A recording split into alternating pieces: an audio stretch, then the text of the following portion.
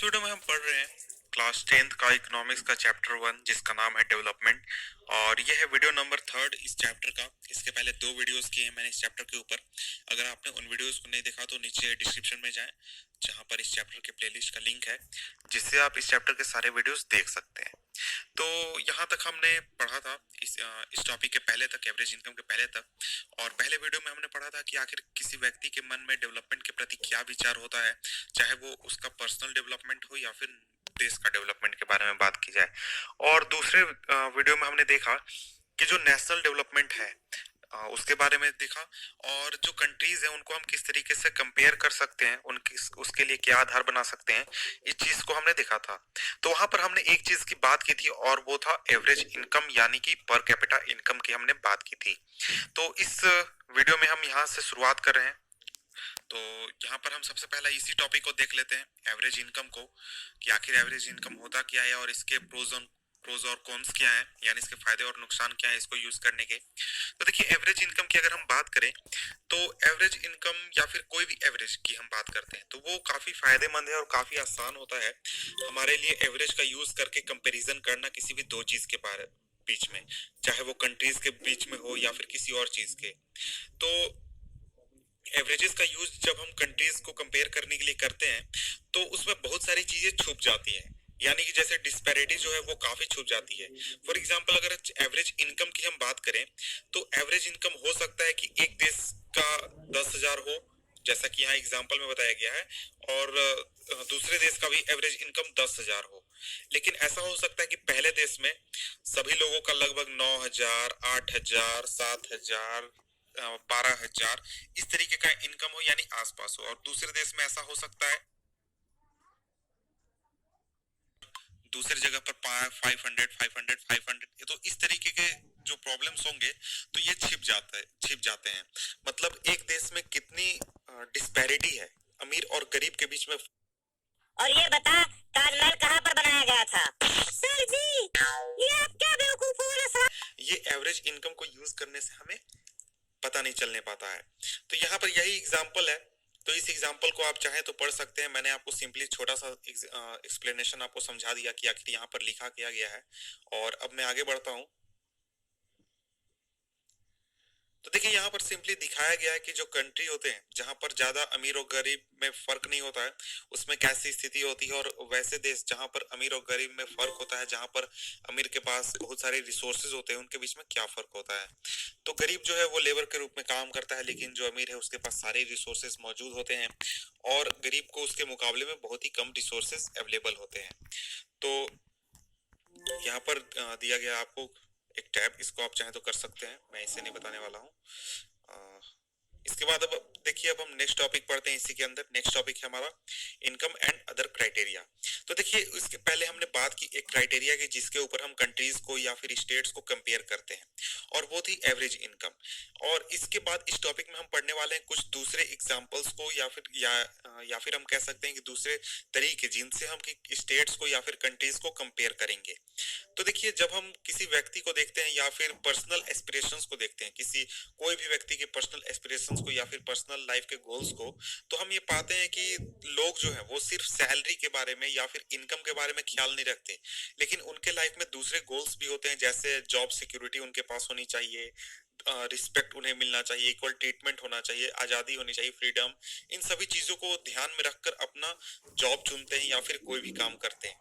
तो ये केवल कह देना कि अगर हम कंट्री को कंपेयर करने लगे केवल उसके इनकम के आधार पर कि लोग कितना पैसा कमा रहे हैं, तो वो हम एक तरीके से सही नहीं कर रहे हैं। क्योंकि उस देश में, कोई भी देश में, चाहे वो इंडिया हो या फिर कोई और देश हो, वहां पे हो सकता है कि इनकम बहुत ज्यादा हो लेकिन लोगों का हेल्थ की स्थिति उतनी अच्छी ना हो, लोगों का लाइफ उतना अच्छा ना हो। तो इन चीजों को भी हमें ध्यान रखना चाहिए जब हम डेवलपमेंट की बात करते हैं या फिर किसी कंट्री को हम कंपेयर करने की कोशिश करते हैं। तो देखिए, यहाँ पर ये सवाल आता है कि अगर हम इनकम, तो हमने देख लिया कि इनकम को हम सिंपली देखते हैं कि एवरेज इनकम कितना हुआ किसी भी देश का, उसके आधार पर हम देशों को कंपेयर कर देते हैं। लेकिन अगर हम बात करें इसके अलावा क्या चीजें हम यूज कर सकते हैं देशों को कंपेयर करने के लिए, या फिर किसी एक देश में लोगों के जीवन की क्या स्थिति है इसको पता करने के लिए, तो उसके लिए हम यहाँ पर कुछ चीजें देखने वाले हैं। तो यहाँ पर देखिए, टेबल 1.3 आपको दिया गया है। टेबल 1.3 में आपको कुछ राज्यों के बारे में बताया गया है। जैसे यहाँ पर आपको सिंपली बताया गया है पंजाब, केरल और बिहार के बारे में कि देखिए पंजाब का जो इनकम था 2002-2003 में पर कैपिटा इनकम 26,000 था, केरला का 22,800 रुपए था और बिहार का 5,700 रुपए था। तो इससे हमें ज्यादा कुछ नहीं पता चलता, केवल ये पता चलता है कि किस राज्य में एवरेज इनकम लोगों का क्या है। तो इसके अलावा भी बहुत सारी चीजें हैं जिनको हम कंपैरिजन के लिए यूज कर सकते हैं। तो यहाँ पर एक टर्म बताया गया है per capita net state domestic product at current prices for 2002-2003। तो देखिए ये रियली में यहाँ पर बताया गया, लेकिन ये क्या होता है इसको आपको अभी जानने की जरूरत नहीं है। इसको आप आगे के क्लासेस में अगर इकोनॉमिक्स पढ़ेंगे तो उस समय आपको ये चीजें पढ़ाई जाएंगी। तो देखिए इन चीजों को ध्यान में आपको नहीं रखना है, सिंपली ध्यान में रखें कि देखिए ये क्या है। तो एवरेज आदमी पंजाब में उस समय में 2002-2003 में कितना कमा रहा था? 26,000, केरला में 22,800 और बिहार में 5,700। तो ये आपको ध्यान में रखना है। तो अगर हम पर कैपिटा को केवल अगर ध्यान में रखें मेजर करने के लिए देशों स्टेट्स को या फिर कंट्रीज को कंपेयर करने के लिए, तो हमें ये पता चलेगा कि पंजाब जो है वो सबसे डेवलप्ड स्टेट है और बिहार जो है वो सबसे कम डेवलप्ड स्टेट है। तो इसके अलावा दूसरे डाटा को हम देखने वाले हैं, दूसरे तरीकों को हम देखने वाले हैं जिससे कि हम स्टेट्स को या फिर देशों को कंपेयर करते हैं। तो देखिए जो इनकम है पर कैपिटा इनकम, उसके अलावा भी बहुत सारे ऐसे आंकड़े हैं जिनको यूज किया जाता है देशों को डेवलपमेंट की स्थिति या फिर क्या काम हो रहा है या फिर देश डेवलप हो रहा है, यानी इन चीजों को ध्यान में रखने के लिए। जैसे इन्फेंट मोर्टालिटी रेट IMR जिसको कहते हैं, लिटरेसी रेट और net attendance ratio for class 1 to 5। इसके अलावा भी बहुत सारे यूज होते हैं लेकिन ये काफी फेमस है और इसको वाइडली यूज किया जाता है। तो देखिए इन्फेंट मोर्टालिटी रेट होता क्या है? इन्फेंट मोर्टालिटी रेट सिंपली ये बताता है कि 1,000 में बच्चों की संख्या कितनी है जो कि 1 साल से पहले मर जाते हैं, यानी उनकी 1 साल उम्र होने से पहले ही वो मर जाते हैं। तो ये होता है infant mortality rate. Literacy rate कि 7 साल की उम्र से ऊपर के जो आदमी हैं या फिर बच्चे हैं किसी एक खास इलाके में या फिर किसी एक खास देश में, वो उनमें से कितने लिटरेट हैं, कितने पढ़े लिखे हैं। इसके बाद नेट अटेंडेंस रेशियो आपका हो गया कि 6 से 10 साल की उम्र के बीच के बच्चे जो हैं उसमें से कितने परसेंटेज बच्चे आपके स्कूल जा रहे हैं या फिर स्कूल में पढ़ते हैं। तो ये सिंपली बताया गया। तो इसमें आप अगर कंपैरिजन करें तो पंजाब को तो हमने देखा कि पंजाब सबसे अमीर स्टेट था, वहां पर आपका पर कैपिटा इनकम सबसे ज्यादा था। लेकिन मोर्टालिटी रेट को अगर हम देखें तो मोर्टालिटी रेट में जो पंजाब है वो केरल से पीछे है लेकिन बिहार से आगे है। उसी तरीके से लिटरेसी रेट में बिहार सबसे पीछे है, पंजाब केरल के बाद है और केरल सबसे ऊपर है। तो इसके साथ ही एक और डाटा है वो है नेट अटेंडेंस रेशियो। उसमें 81% किसका है? पंजाब का, और बिहार का 41 और केरल का 91। तो देखिए ऊपर तो हमने देखा, ऊपर के आंकड़े को देखकर हमें लगा कि जो पंजाब है वो सबसे डेवलप्ड स्टेट है। लेकिन जब हम इस आंकड़े को ध्यान में लाते हैं, इस आंकड़े को देखते हैं, तो हमें ये पता चलता है कि देखिए इनकम के अलावा भी दूसरी चीजें हैं जिनको हम ध्यान में रख सकते हैं। तो यहाँ पर आखिर ये आंकड़े बताते क्या हैं? तो ये आंकड़े सिंपली कुछ चीजें हमें बताती हैं। ऊपर तो हमने पता चला कि लोगों के पास पैसा कितना है।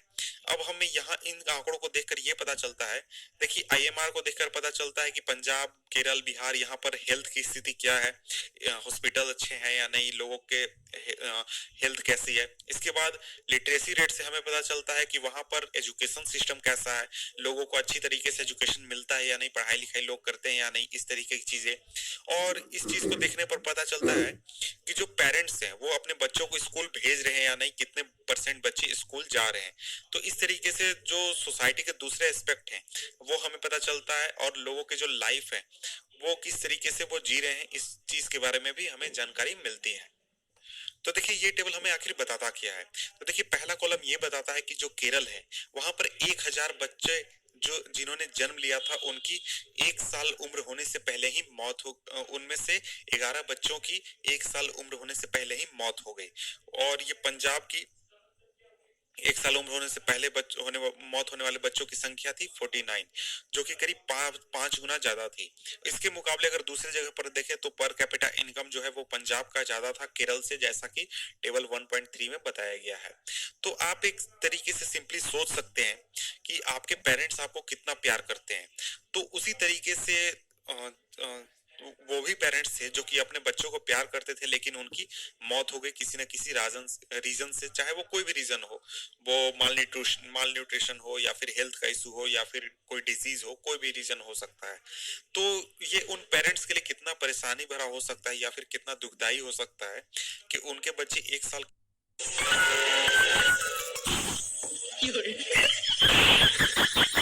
वो कब का है, वो डाटा है, सॉरी दूसरा डाटा नहीं, ये जो डाटा आपको दिखाया गया है ये आखिर कब का है? ऐसा नहीं है कि ये बहुत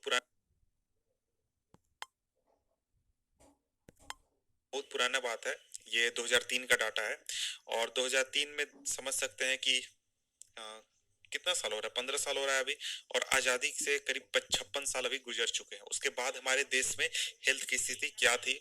तो अभी अगर हम बात करें 2018 में इसमें काफी सुधार आया है और मेरे ख्याल से इंडिया का शायद 36 एवरेज अभी आईएमआर है, इन्फेंट मोर्टेलिटी रेट है।